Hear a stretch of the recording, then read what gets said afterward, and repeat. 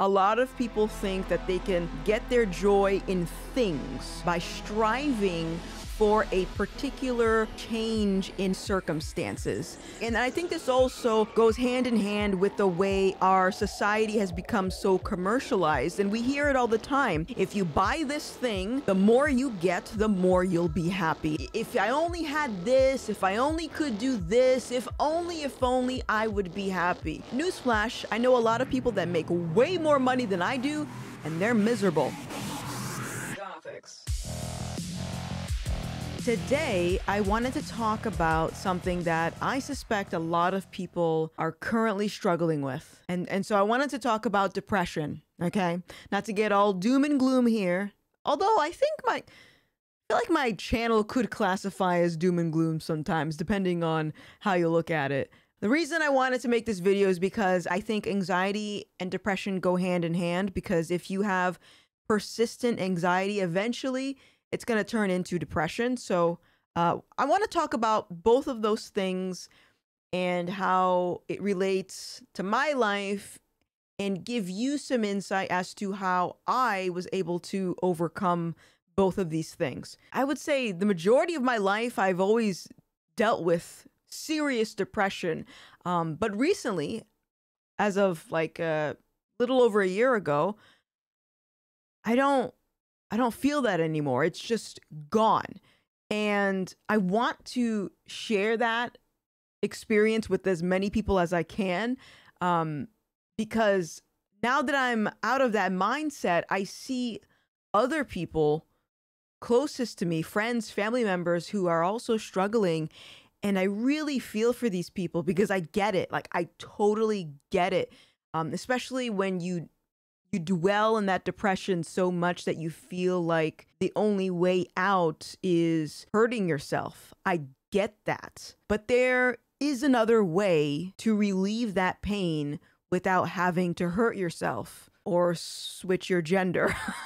Sorry, that was a joke. But no, seriously, that's not funny. Stop that. I see no difference there. I would say that it really started getting bad for me psychologically when I went into high school, which is interesting because prior to high school, I was a straight A student, very punctual, perfect attendance. I was a good kid until I went to high school.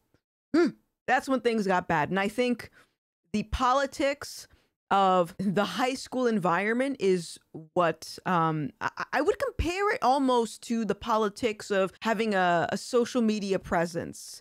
The more likes you get, the more admiration you get, the more you feel popular, the more you feel loved. The same thing is with high school. My focus went from my studies to being accepted into one of the cool cliques. So you have the popular girls, you have the jocks, you have the nerds, you have the goths. That's where I was. You have all the different groups, and all of a sudden it wasn't about how well you do in school. It was all about, are you cool? Are you doing all the cool things?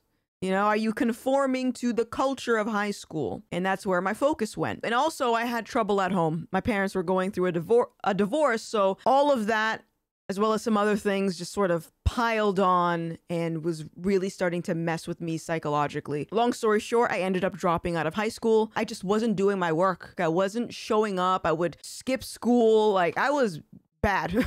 And I'm telling you this because I think people often underestimate what a shift in their environment can do to their mind. There's a really great passage that I love in the Bible that says, bad company ruins good morals. And that is totally accurate. If you hang around with a bad group of people, then there's a possibility you're going to be influenced by them in some way, unless, of course, you have a strong foundation, which I did not, clearly. So now I want to transition into the methods that I use to treat my depression, or at least attempt to. Therapy was probably the most common thing that a lot of people have tried, and it worked for a while, and then that wore off. Let me make this very clear, because a lot of people like to take this out of context when I say this.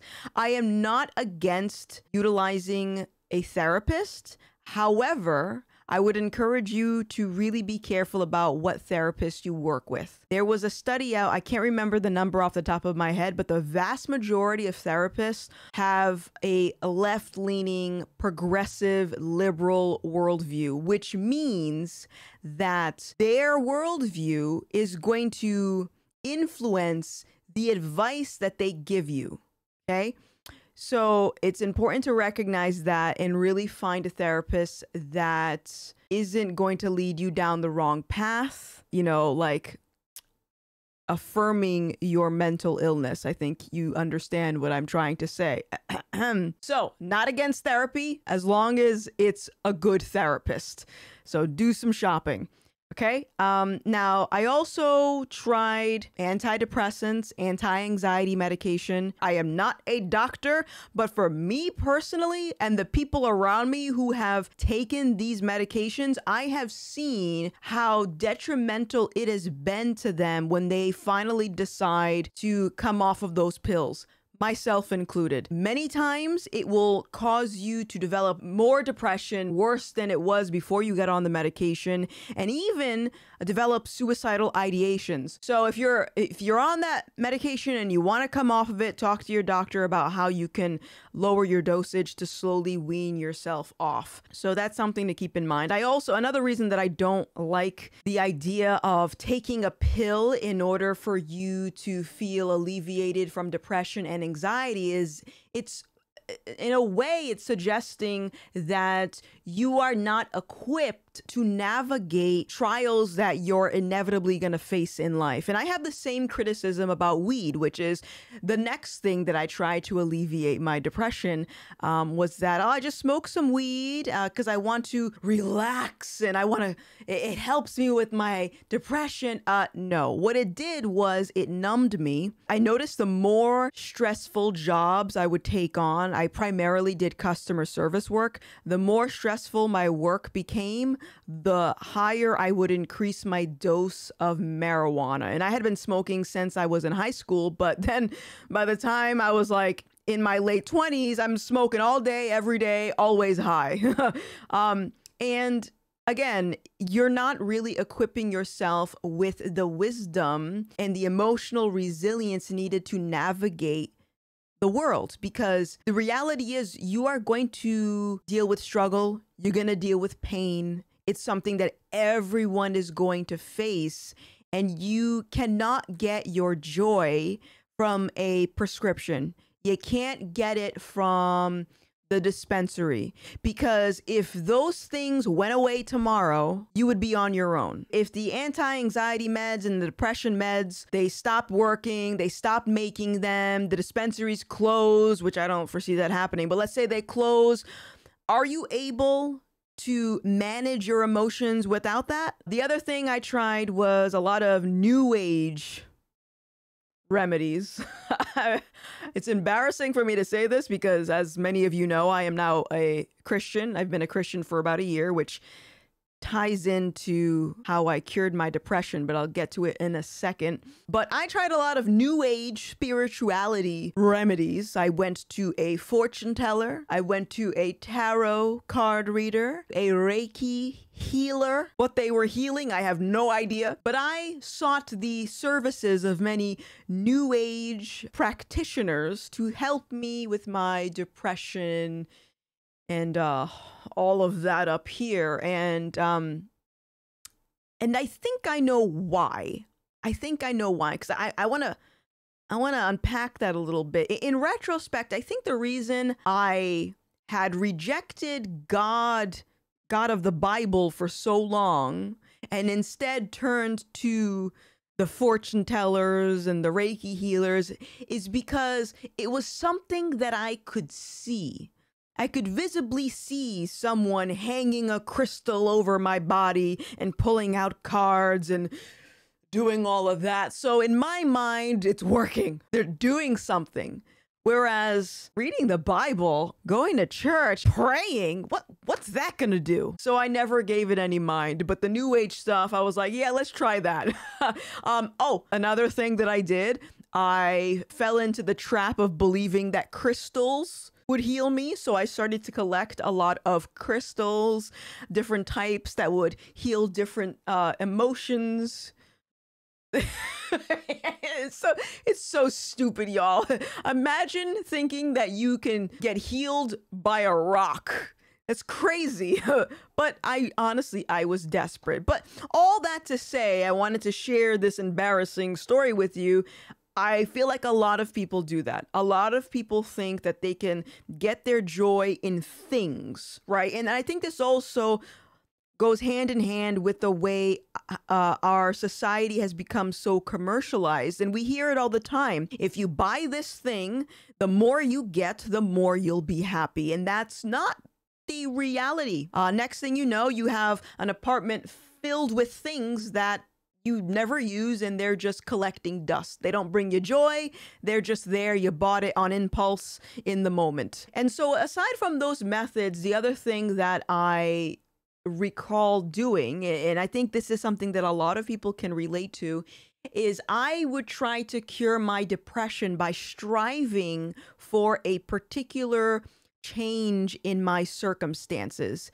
So, for example, if I was feeling lonely and just really sad, especially around Valentine's Day, I would say, if I only had a boyfriend, I would be happy.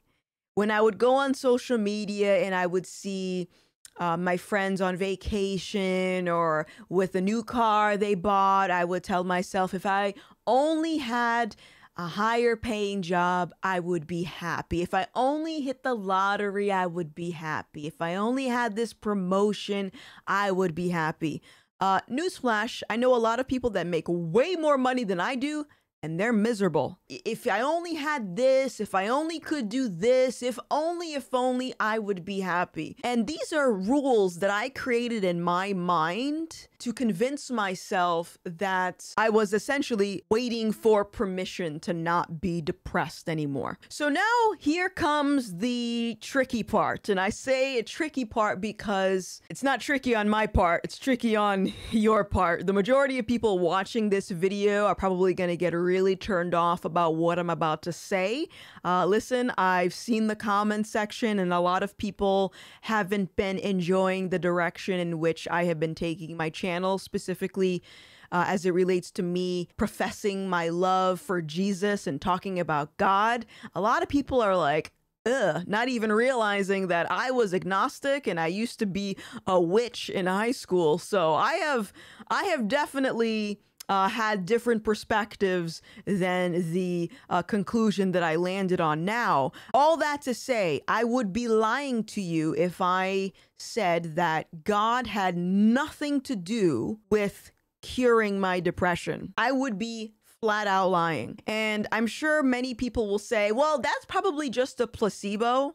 Right? God didn't do it. You did it. You got yourself out of that depression. Well, consider what you're actually implying by saying that statement. If I got myself out of the depression, then that means that I chose to go in it in the first place. And my entire life living with this depression, I could have at any point said, you know what?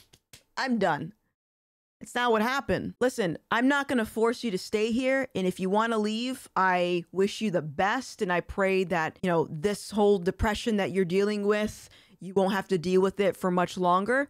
But I also want to encourage you to stick around because I have a feeling you're going to be able to take something from my testimony to apply it to your life. All that to say, the thing that got me to the place where I am now, where I'm not having to deal with depression and anxiety and all that stuff, was a conversation that I had with my friend Graham. And if you guys don't know who Graham is, he is the director of the Gothix documentary. That's me. And which, by the way, this film is almost done. So if you guys want to be notified of when that movie drops, be sure to go to lore.tv and sign up to the email list to get notified. But Graham is a Christian, and when he was in Rhode Island filming this documentary, he noticed that I was really depressed.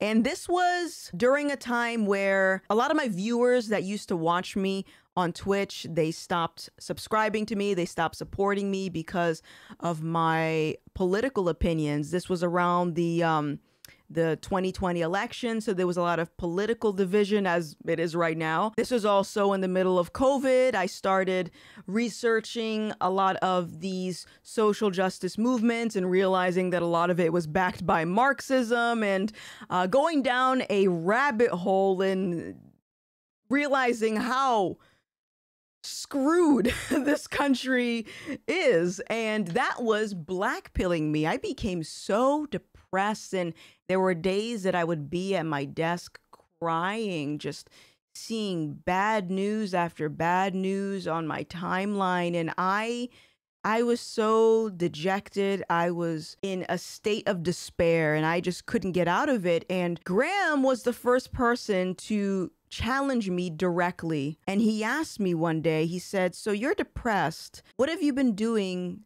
to fix that?" And I gave him the list, therapy, weed, antidepressants, and trying to not pay attention to the news, which is easier said than done. And he asked me, "So is that working?" And I said, no, it's not.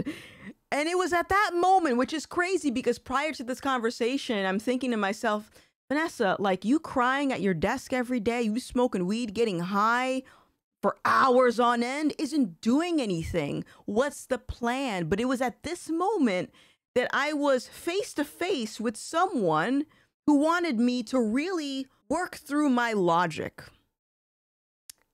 And that's when the seed was planted, I think, because from there, I started to surround myself with other Christians. I went to see his family in Idaho, and I stayed in the Big House, which is a Christian boarding house that's run by his parents.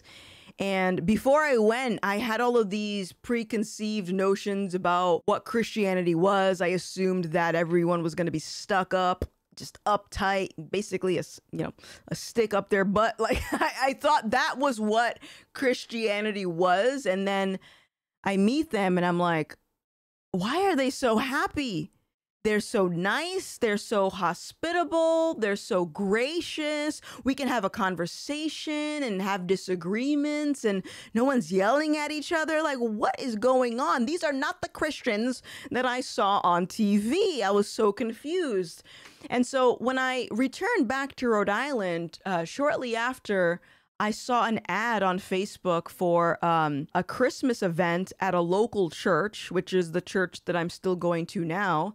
And I said, you know what? I want to go to this event. They have a petting zoo and food trucks. Let's go check it out. And so I went there, and instantly, the minute I walked in, I noticed the same thing. Everyone was vibrant. They were smiling. They were happy, so friendly. A big difference from everything I was consuming on social media and in the news. And even when I would go into the city, people just got this mean mug on their face. They're just angry about something, the patriarchy or whatever. Like, they're just angry. And I go to church and I notice that everyone is so happy in the midst of a pandemic and political division, and why is everyone so happy? I could not explain it, but it got me to really think about this. What is really going on here? What I recognize now that I didn't realize back then is the entire Christian worldview is a natural antidepressant. I mean, just think about it for a second. If you believe in Jesus, you believe that when you die, you're going to live in heaven for all eternity. So logically, it doesn't make any sense for a Christian to dwell in despair and misery for the trials and struggles that they deal with here on earth, because, as I said, that's an inevitable part of life. No one is going to be able to avoid those things happening. But the difference here is that Christians have hope because they understand that the battle is already won, that when they die, they're going to go to heaven. So even though you have to deal with this mess here on earth, don't sweat it. God's got you. Everything's going to be okay. Another way of looking at this is from the perspective of priorities. So someone who believes in Jesus, the top priority is living their life as righteously as they possibly can every single day. That is their top priority. Are the things that I'm doing in my life pleasing to God? So for someone that doesn't believe in God, that top priority where God is supposed to be gets replaced with something else. So for a lot of people, as I said, it's money, a better job, a relationship, better circumstances, a substance, acceptance. And that is a lot harder to maintain than it is to follow a God that never changes, because the reality is our circumstances are always changing. So I really feel for people who are struggling with depression but don't have that biblical worldview. They don't believe in a creator, and they just think that when they die, they're going to end up in the dirt. And it's no wonder why a lot of people, when they're depressed, they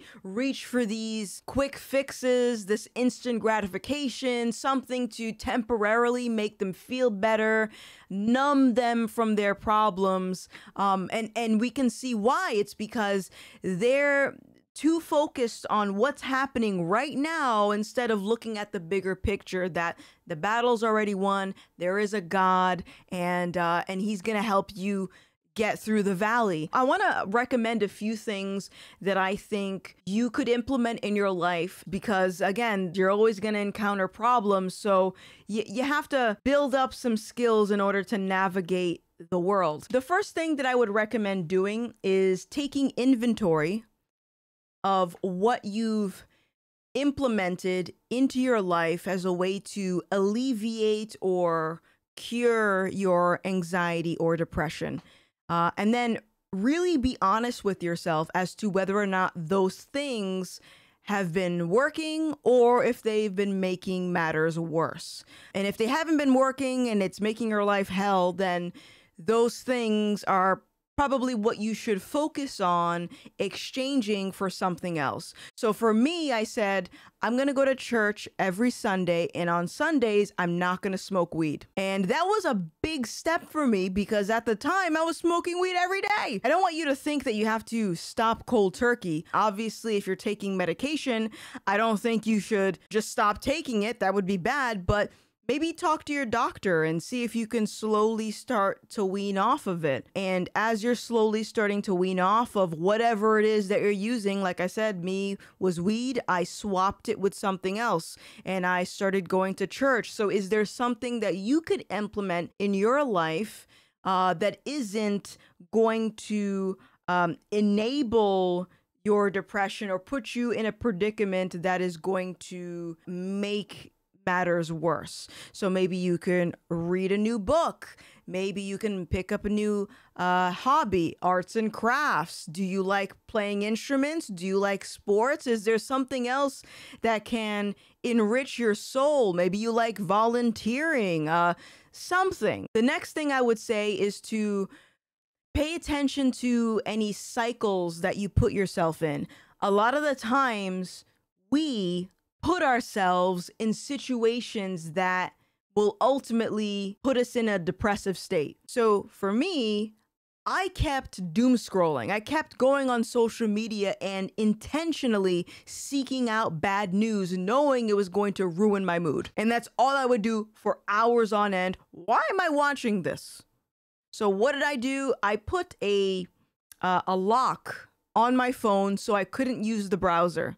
I did the same thing for my desktop. I don't use it anymore because now I have more self-control, but there was a time where I literally would just block out Twitter. I would block out Facebook. I would block out news sites because I lacked that ability to say, no, no more. Pay attention to the cycles and pay attention to your habits that are enabling you to get into that depressive state. I would also recommend adding in some solitude, going for a walk, going outside, getting natural sunlight.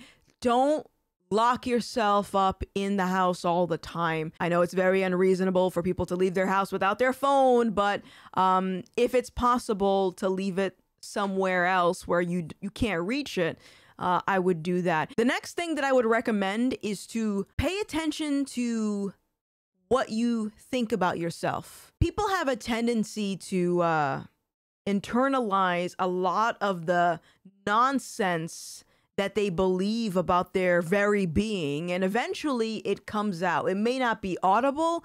It could be physical. It could be in the way that we treat ourselves, our own bodies. And so if you find your mind going in this cycle of, I'm worthless, I'm pathetic, I'm whatever you got going on up here, learn to stop it immediately. In fact, say it out loud. I'm none of those things. Because if you just let that fester, eventually you're going to start to believe it. Which is why I think a lot of people, depending on the company that they keep, they'll start mimicking a lot of the mannerisms, or they'll start believing a lot of the things that they hear within these circles. And it's because you're allowing other people to influence you. So this is why I said earlier, it's good to have a time of solitude with limited distractions, limited influence. But it's also important for you to, while you're in solitude, recognize when your mind is playing tricks on you. The other thing that I would say also, and this kind of ties into anxiety, because as I said, anxiety and depression, they go hand in hand. If you have persistent anxiety, eventually you're going to end up in a dark place. I would say to recognize what is in your control and recognize what is not. There is a really great passage in Matthew. I don't remember the entire passage off the top of my head, so please forgive me, but it goes something like this. Don't worry about tomorrow, because tomorrow will worry about itself. Each day has enough trouble on its own. Look at the birds in the air. They neither reap nor sow, but your heavenly Father feeds them. Are you not more valuable than the birds? So even though you may not believe in God, the principle of this passage is true. Don't bother worrying about tomorrow. You can barely handle today and you want to worry about tomorrow. There are some things that are out of your control, and you have to be able to recognize that. We're not meant to carry all of the burdens. And if you're currently struggling with depression or anxiety or something else, I pray that you don't have to deal with it for much longer. I pray that, you know, you can get through it. And I believe you will. I believe you will. Listen, I've been there. I've done that. I get it. I understand it is not fun. And I believe in you. If you are a believer in Christ and you have a testimony to share about how he delivered you from any mental illness, depression, anxiety, stress, whatever, I want you to comment below. I want people to see how beautiful and faithful God is. And I want people to recognize that this isn't a placebo. It really isn't. And the relief that God has given me, I want to expose that to other people, because once you experience it, you can't unsee it, and you just want to share it with everyone, which I think it sort of ties back into why it took me so long to make this video. It's because, you know, a lot of friends have commented about how happy I am and what drug am I taking? It ain't a drug, you know? But that's not the answer they want to hear. They don't want to hear, oh, it's God. They want to hear, what are you taking? You know, what self-help book did you pick out? Nah, man. Nah, that ain't it.